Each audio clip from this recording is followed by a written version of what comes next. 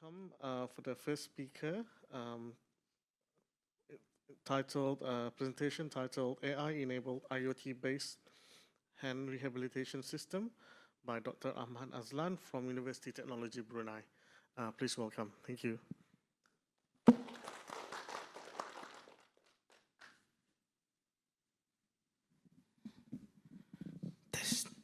Okay, Bismillahirrahmanirrahim. Alhamdulillahirabbil alamin.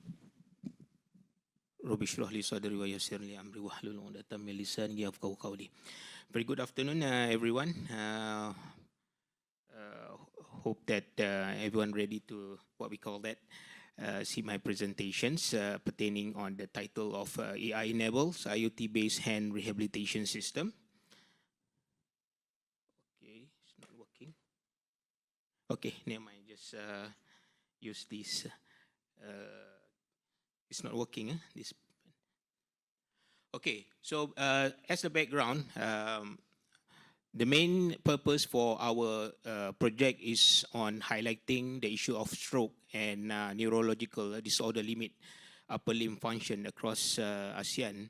And currently, we already established and managed to do the hardware fabrications, including embedded systems, include antenna system, and also we leverage the use of LoRa for local network. Whereas the idea of putting LoRa in this picture is to limit the use of a lot of nodes for what we call that our server. So basically, we only need our one local server and the usage of LoRa. So we already established the hardware site and managed to do database. But the problem is currently we're facing about the issues of ethical issues on getting the data, because the product that related towards human factors need some ethical clarifications. So it's not very straightforward. So that is limit us currently. So we need some help from other colleagues from ASEAN so that we can see how the data can help us to do demographic studies, so we can see each country's how the rehabilitation process will improve, either improve or not. So we want, the idea is to develop the AI and IoT based rehabilitation system that very low cost, that everyone can have an access, just like blood pressures and also diabetic, so that it can be accessed in every home. So that is our target. So as we know, stroke and also the neurological disorder cause very highest issues in ASEAN due to the high blood pressure and so on. It will create a stroke. So our products or our research is come to fill in the gap so that we can do a rehabilitation, complement what we have now in hospital. So current rehab that have in the market now is a labor intensive, expensive, and clinical dependent, and low access in rural, low resources ASEAN communities. And some products and some research are only focused on certain technologies. Just like if you want to combine IoT and embedded system, you only have that one products. But in this package, we come across with AI, IoT, and also augmented reality in this whole package. So to make sure that we have comprehensive program for rehab solution. So this is our lab facilities, all in-house, fabricated in Makers Lab, University Technology Brunei. We have high-end Prusa XL, whereas we can print up to a metal now. Then we have Bambula X1, Creality, and also we fabricated our own PCB on ourselves in our humble lab in UTB. And all the systems are made in Brunei. So target is to, as I mentioned, enable affordable soft hand rehabilitation outside hospital use AI, IoT, and R to personalize therapy and boost adherence, support tele-rehab and remote clinical supervision. This is very important to do post-stroke. That normally happen currently is to observe and also see the trend of improvement after stroke happen. So we develop a server system so that everybody can monitor, build a system compatible with ASEAN deployment at scale. So system architecture is not very architecture. This is considered as fields that we already done. Phase 1, Phase 2, and Phase 3. We managed to do all 3D printed sensor we fabricated on our own. We don't use over-the-shelf what we call that solutions. We develop our own what we call that sensors, flexible sensors, and all using these pneumatic systems. And the body is can be made either PLA or you can use TPU or ABS. So because we have the capability to reprint.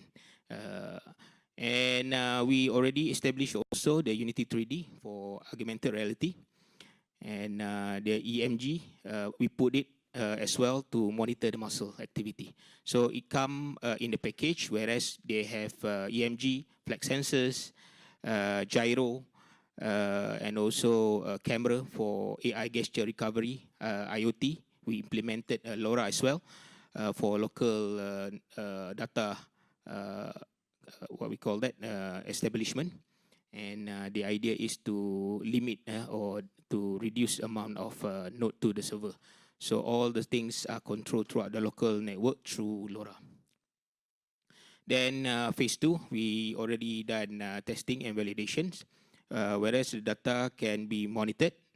Previously, it just like when you're talking about control system is monitoring, open loop system. But now, since that we are adapting end and also AI agents, so it can what we call monitor the outliers and also the data that been sent throughout the nodes and send notification for what we call that for the nurse and also the hospital to monitors. And Phase 3, the outcome, accurate sensing, reliable connectivity achieved.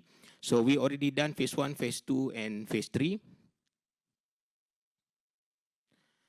So this is not actually a method, technical method is a method, what we call that, the elements that we adapt in our system.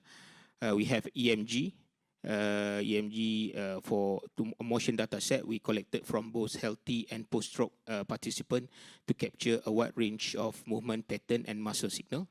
Then we have AI module, machine learning model, TinyML, where trained for gesture classification,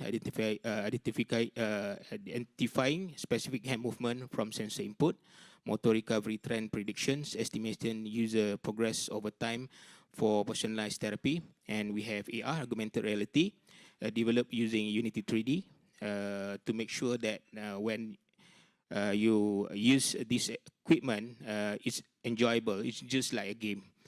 Then we have IoT integration, of course, to monitor. We are not using these over-the-shelf server. We develop our own servers.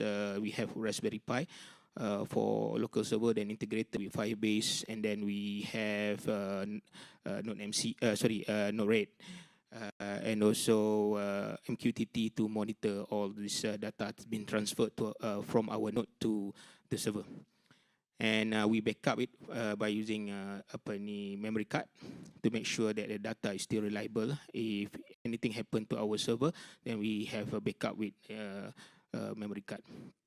Then in order for us to enhance the communication between the nodes throughout the LoRa network, we design our own antenna system. So antenna currently that been mounted on these ESP32 or any others IoT devices is omnidirectional. So it can be integrated. Either we can use directional or omnidirectional. by using these FR4 antennas, so they can be suited to our system. Then the problem, certain country, especially on antenna design and frequency. Frequency is in Brunei for UHF, LoRa is not suitable.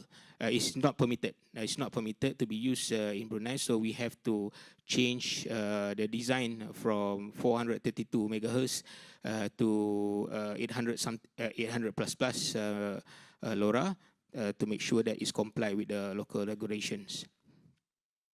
On certain country like Malaysia and other countries, UHF are being permitted to use as a secondary. But for Brunei, it's not permitted. So we need to change a little bit lah if you want to expand to the other countries. So that's why we try to embark into antenna design to make sure that we have capability to design antenna system for our LoRa IoT system. So the implementation and evaluations, bench and pilot testing, conducted control bench tests to validate sensor accuracy and latency. This has already been done. Evaluated AI reference accuracy to confirm the gesture recognitions and recovery predictions model, perform consistency in real-time use, assess AR usability and engagement, observing how effectively users interacted with visual therapy tasks and responded to visual feedback, tested tele-rehabilitation connectivity stability through IoT cloud monitoring to verify smooth data streaming and minimal communication delay. So all these things have been conducted, alhamdulillah, and we try to expand more to see the trend. Now we want to see more data, and so that at the end of the day we can analyze the data to see the trend of improving. So each country maybe have their own rehab method and also their program. So we, by using our devices, we can see which country can give more impact towards the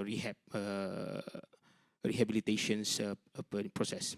So user feedback, collected usability feedback form from both healthy and post-stroke participant, focus on comfort. This is to test reliability lah.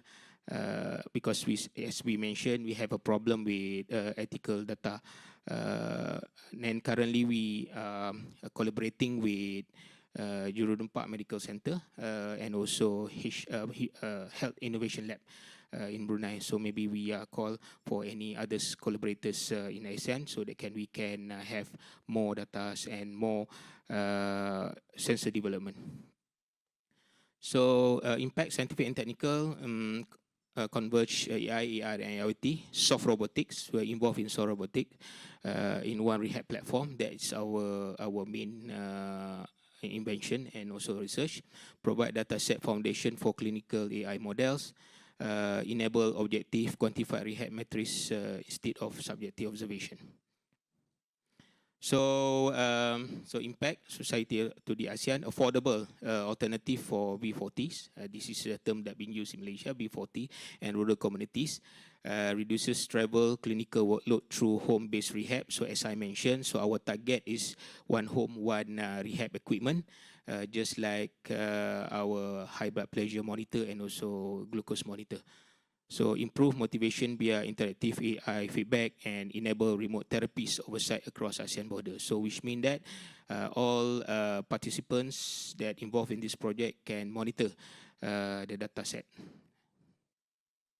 So the impact of the collaboration, cross-discipline bridges, we involve robotics, whereas it's a hardware development. We involve AI, rehabilitation plus augmented reality. So this is a computer science combined embedded system integration. So currently we have capabilities because we combine with a school of computing to cater the AI and also computer related in AR, augmented reality. Then for hardware developed by our team and the impact for suitable for ASEAN.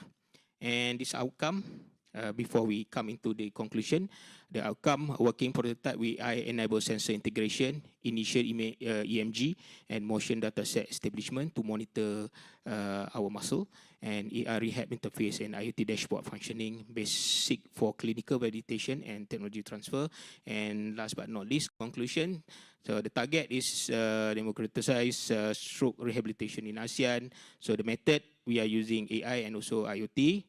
So the impact, lower cost, extend access, increases adherence, enable remote therapy. And the next is AI adaptation, clinical trial, ASEAN-wide telehealth development. That is our target, ASEAN-wide telehealth development. Okay, I think that is all my presentation. Thank you.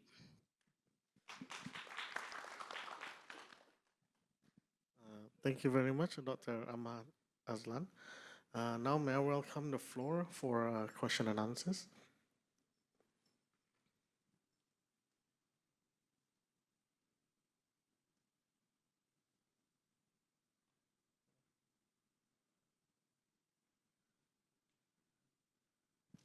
Maybe I can start. So for this sort of work, how far is it to its real application to patients and Okay, whatnot? real implementations, actually we already, what we call it, conducted the real tests. But as I mentioned, limitations on participants. We already done it. And it's already what we call that, under ID. We already on ID, in industrial design, and already been approved for submission for ID industrial design. So it means that it's already reached for user, what we call that, user testing, but not clinical trial yet, because we need some doctors' input later on. Because in order for you to access the patient, you need doctors to come over and do. So we just managed to collaborate with JPMC, Alhamdulillah, so we don't have a problem to access to the patients. Any questions? Yes, we have one lady. Okay, hi. May I know your data set? Mm-hmm. Is it you consider the range of age and then the Yes. and how many number of samples? Okay, currently, very good question and valid now, because in order for you, the idea is to validate, right, and to see the trend based on the age and also the background. So that is very valid question. So currently, we are focusing on technical side first. The data in terms of demographic for age and also, I think is better for the second phase for us. Currently, the target for us currently is on developing the hardware. So we take the consideration later on, but currently we are not considering yet, because we just want to develop the system that can read data first and then do analysis. So later, if we, what we call that, have an access on real data set for patients in JPMC, then we will put in, because that is a matter of setting up the system only. We just include the parameter. But the problem is, the most important is the devices itself must be what we call that, the data must be reliable first. So we already managed to do that. The second phase is on putting all the parameters needed, especially on age. So we have to, what we call that, segregate the data. So the data is verified by the later. So we yeah, you inshallah. collaborate with the any rehab? JPMC, Jerudong Park Medical Center. So that is the private university, and also HIL, Penny Health Innovation Lab, Brunei. So one of the agencies that dealing with policies. So I think we have a good hand collaboration. Inshallah, we pull in. And the next phase is on the putting all the data. So in terms of system, in terms of reliability data, we already have. But in terms of real data collection, our second phase. So this is actually master students progress, still in second year. But we managed to do a lot of work now. So Thank the you. hardware part is the AR part or the Yes, robot? all All AR, IoT, LoRa, exoskeleton, already done. Okay. All right. Thank you. I think we're just running out of time. Thank you again, Dr. Ahmad Okay, Aslan. thank you everyone.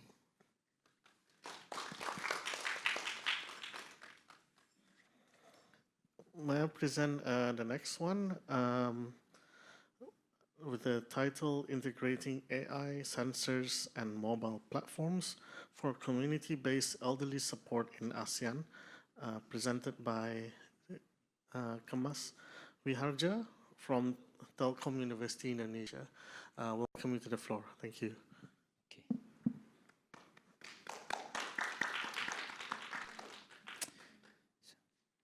Hello, everyone. Thank you for the opportunity to speak at this ASEAN IVO forum. My name is Kemas Ramasali Wiharja from Telkom University, Indonesia. I'm honored to speak on behalf of a collaborative research team comprising scholars from 4 universities, from University of Malaysia, Sarawak, and then from National Polytechnic Institute of Cambodia, and National University of Laos, and Telkom University Indonesia. The title of my talk today is Integrating AI, Sensors, and Mobile Platforms for Community-Based Elderly Support in ASEAN. Let me check this first. Oh, okay, good. The background of my research. First, the increasing number of older adults in ASEAN causes numerous challenges, including social isolation, declining physical and mental health, and greater need for healthcare and psychosocial support. Let us take Indonesia and Malaysia as example. In Indonesia, the percentage of Indonesian people from the whole population with age plus 65 is increasing from approximately 5.3% in 2015 into around 7.29% in 2025. Meanwhile, for Malaysia, the population with age plus 65 is also increasing from 6.3% in 2015 into around 7.74 in 2025. And then we also see new technologies such as wearable sensors, medical sensors, and artificial intelligence have paved new ways for remote health monitoring. And the third background, in Asian context, this is the interesting part, yeah. In Asian context, for solving the aging problem, we need also to accommodate social and cultural aspect. We cannot only focus on technical issues because this is Asian. For example, in Indonesia we have a special social services. We call it Posyandu Lansia. Lansia meaning old people, yeah. Lansia meaning old people. And Posyandu, the definition of Posyandu is community-based, yeah, health service center located in a village, usually in a village or a neighborhood. This community-based health service center provides basic free health services for mothers and children under 5, and also for the old people. So in Indonesia case, this very specific social services has been operating since 2015 and have been well received by the community. The targets of our research is to develop a community-based super system that integrates 2 components, technology and the role of young volunteers. Actually, under the technology aspect, we will build 4 systems. The first system is health monitoring. So we will deploy wearable sensors and a digital platform to monitor the health parameters for the old people. And then the second system is fall monitoring. Because there are so many cases in Indonesia and Malaysia, old people fall maybe in the bathroom, maybe in the living room. So we will deploy privacy preserving technology like ultra-wideband radar and thermal sensors to detect the position of the old people and to detect the falls with cases. Yeah. The third system is alarm and communication system. We will integrate WhatsApp as a simple and very popular platform. Even the old people use this very frequently in ASEAN. And also we'll integrate this WhatsApp with accessible alarm and emergency communication platform. And then the fourth system is sharing and mentorship platform. We realized that the old people love to have intense conversation with the same people in their age. So that's why we will develop a sharing and mentorship platform to create a virtual space for the elderly to share their experiences, to receive counseling maybe to support one another, along with maybe share retirement planning features, for those that almost retire. And then the second part of our work is role of young volunteers, because we believe that the combination between technology with 4 systems inside the technology and the role of young volunteers will optimize the companionship and empowerment for the elderly. So our system will not focus only on health, but also support social interaction, security, and psychological well-being. This is that makes different old people in Europe and ASEAN, because old people in Europe, they don't have this characteristic. The old people in ASEAN, they love to have social interaction. They will become healthier if they receive many support from social. This is our hypothesis. And then the proposed method, we will do need analysis and literature review.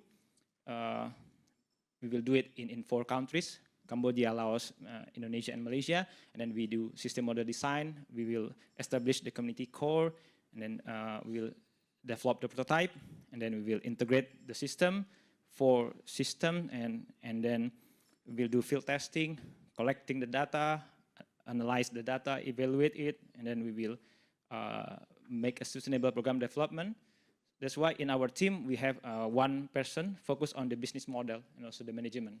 So the Cambodian researcher will focus on the management and business model. Meanwhile, Laos and Indonesia for the IoT, and then Malaysia for the machine learning part. And then we will prepare the report, recommendation, and then we disseminate and do community sustainability program.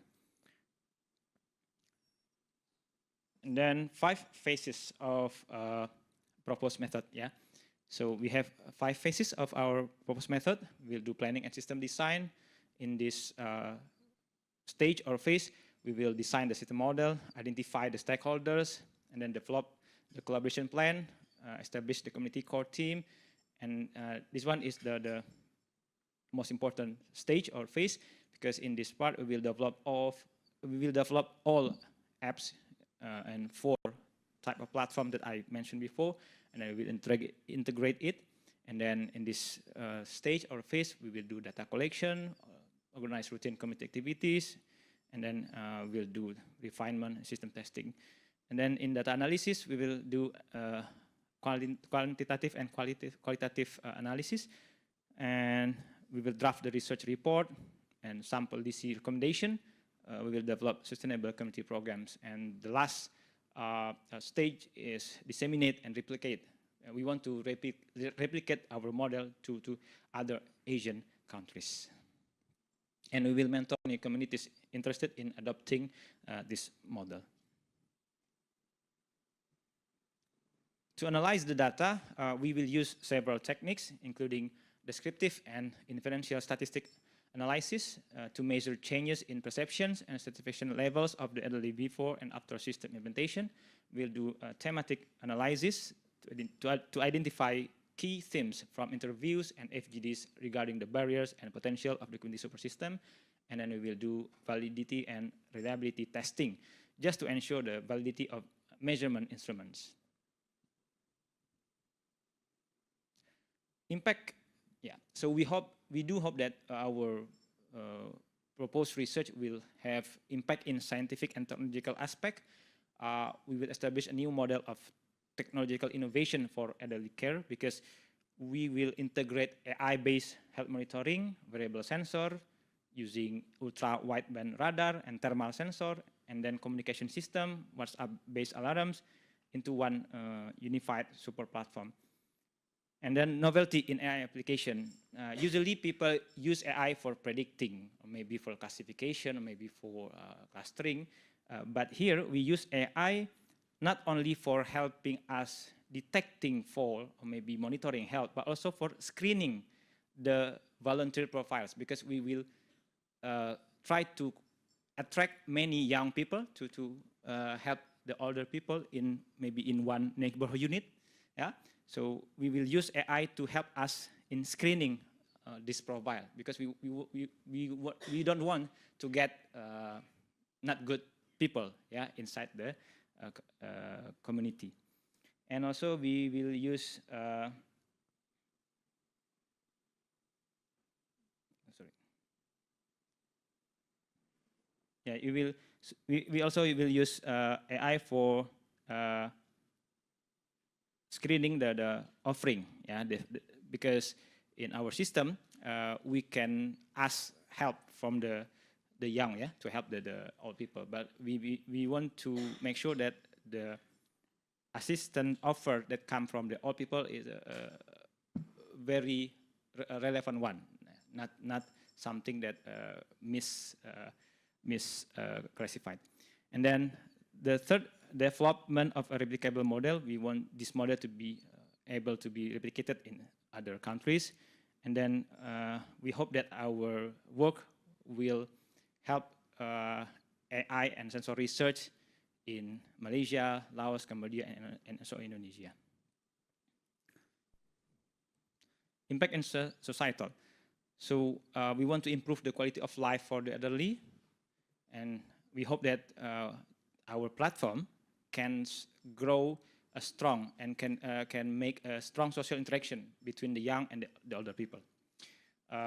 We hope that our work will increase the self-confidence of the elderly in carrying out routine activities independently and safely, because they know somebody watch for them. Yeah, so this will increase their self-confidence. Yeah, self-confidence in doing things independently.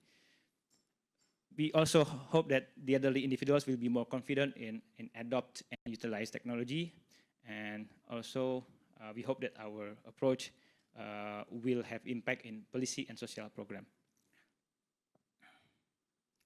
Impact on collaborative, cross-country academic collaboration, because our initiative will solidify partnership between Telkom University, University of Malaysia Sarawak, yeah, and then National Polytechnic of Cambodia, and also in the National University of Laos. So this will bring the four academic become more intense in doing research in AI, ML for the older people. And then we'll do partnership with humanitarian organization, as example, with Red Cross in Indonesia, Red Cross in Laos, Cambodia, and also in Malaysia. And then community and government engagement and interdisciplinary team formation. Outcome in scientific, we hope that our research will produce outputs, new integrated technological system, and then AI modules for social and health analytics, prototype and framework. And because we are researcher from academic, we need to have publication, good impact publication, and scientific dissemination. Expected outcomes, advancement in interdisciplinary research, foundation for future innovation, and replication blueprint. Outcome in societal and collaborative, new integrated technological system, publicly accessible dataset. So we will publish dataset, but we will make sure that we anonymous. We will ensure that the private or sensitive data will be protected. Yeah, by using an anonymous or maybe other technique.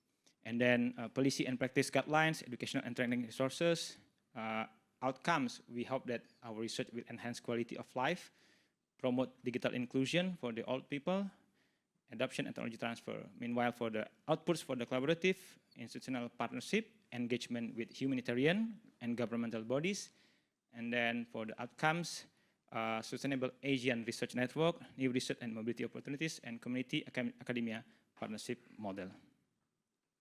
Conclusion. The main target of our proposed project is to develop and test a community-based digital support system for elderly people in Indonesia, Malaysia, Cambodia, and Laos that integrates AI, wearable sensors, and mobile communication technologies. Our project will adopt a mixed method meaning we will see the quantitative and also qualitative data, and community-based design that combines technological innovation with social participation, And our project expected to produce strong scientific innovation and societal benefits that will advance academic knowledge and real societal welfare. Thank you very much. Right. Thank you very much, Kamas Wiharja. May I open the floor for questions, please?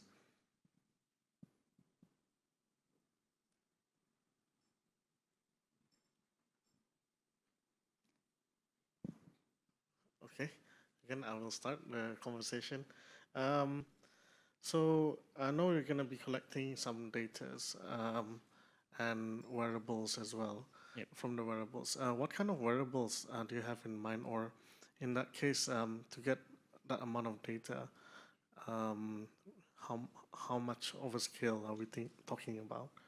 Yeah, very good question, sir. So this research is not a very from the scratch research, because we already did a small part of it. So our team already, small team from University, Telkom University, has published a paper for smart necklace. Yeah, so this IoT, yeah, in shape of necklace, it will monitor the heart and other parameters.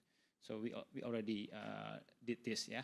And this, not only this, but we also planning to make the this arm, yeah, armband, and then we will provide a panic button. So we will upgrade the necklace, because we already have the necklace in our university. We will upgrade the feature. We will add a panic button feature in the necklace. So whenever the older people feeling something wrong, then she or he can hit the panic button, and then it will trigger alarm to our monitoring support system. So, and for the small scale of research, we already contact one, we call it in Indonesia rukun tetangga. In English it means neighborhood unit, yeah, very small neighborhood unit, maybe consists of 30 or 40 households. So we will implement in that neighborhood unit, yeah, just to see how it goes, yeah, with 30 maybe times 2 old people there. All right, thank you. Any questions, please, sir? Yeah.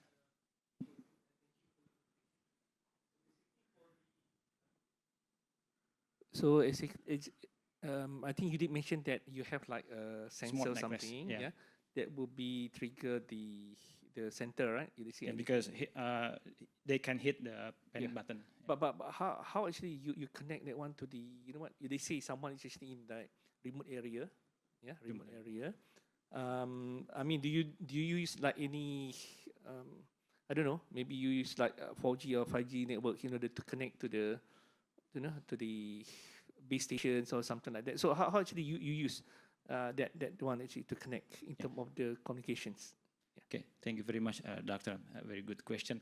So I mentioned before that we will implement it in a small scale, like 30 or 40 household unit. So in one very small region, right?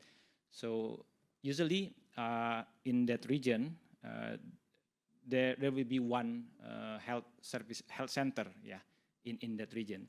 So this all the smart necklace, smart armband will be connected to a monitoring center in that region. So one monitoring center for one neighborhood unit. The communication platform, I think we will try use LoRa, yeah, and also other communication possible. Yeah. But I think because 40 or 30 house, it means not too big. Yeah. So yes, LoRa and Wi-Fi is enough. Yeah. Okay, thank you. Yep. All right, thank you. If there's no more further question, I think we can end the session. We thank you again to the speakers and both speakers for this session. Thank you very much. Thank you very much. Yeah.